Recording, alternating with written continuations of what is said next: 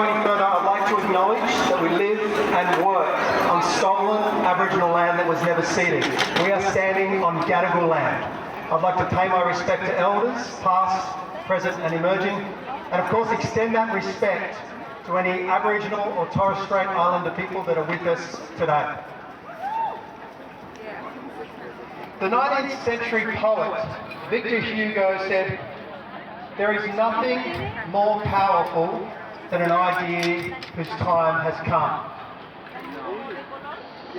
Right now, the Animal Justice Party, without doubt, is the fastest growing political party in this country. With over 3,300 members in New South Wales and over 6,500 members in Australia.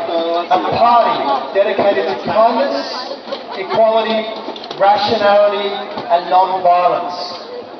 Now imagine if our political leaders adopted a philosophy of kindness, of equality.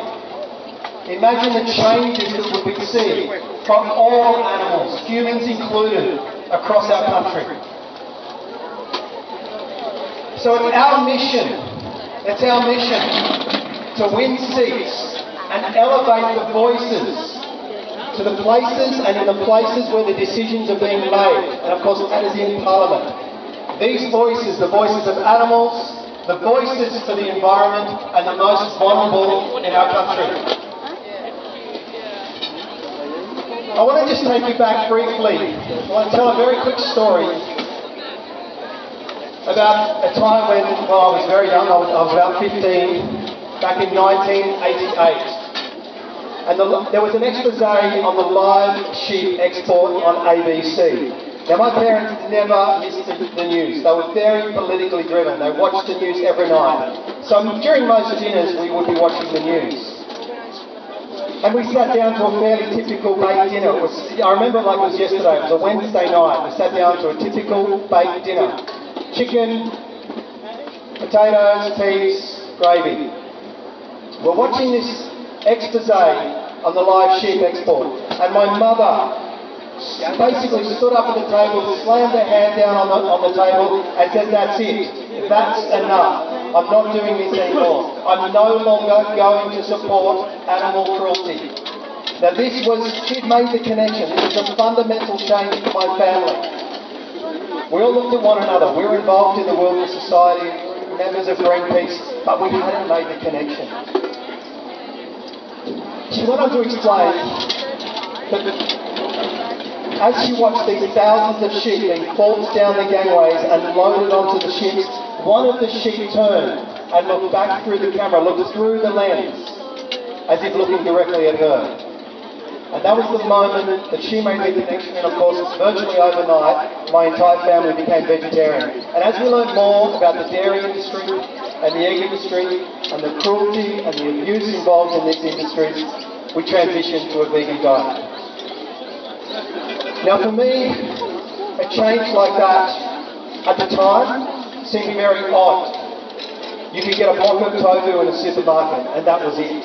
You couldn't. Today it's so easy. I mean, look at this is incredible, a vegan market. The sort of things we would have only have dreamt of in the early and mid-90s. And it just goes to show the fundamental changes in our society as people are learning more and being exposed to the cruel industries, the animal agriculture industries. So many of these industries, the responsibility of change falls on the shoulders of our federal government. And this is where this looming federal election is so important to us, to win a Senate seat. So I want to just explain some of these things. Live export, 34 years on. The very thing that changed,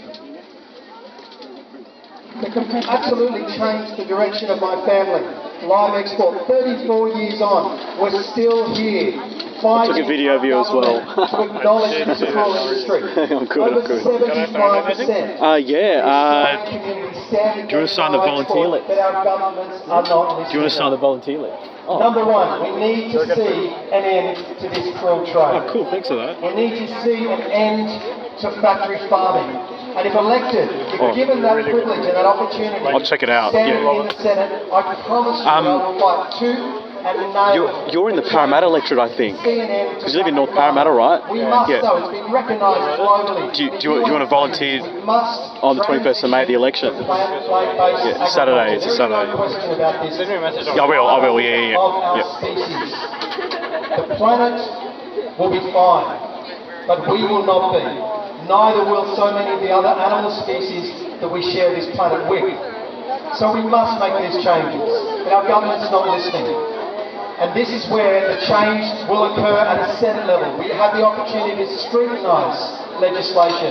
We have the opportunity to make amendments, serious amendments to poor and weak legislation that allows animal cruelty to continue, that allows deforestation, that allows the abuse of the human race in our society. And it's time, collectively, that we work together to end this.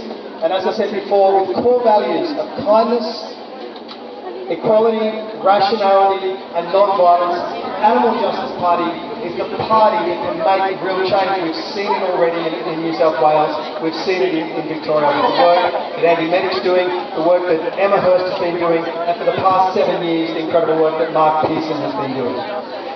So, we've got 4 weeks today, 4 weeks to get our message out there.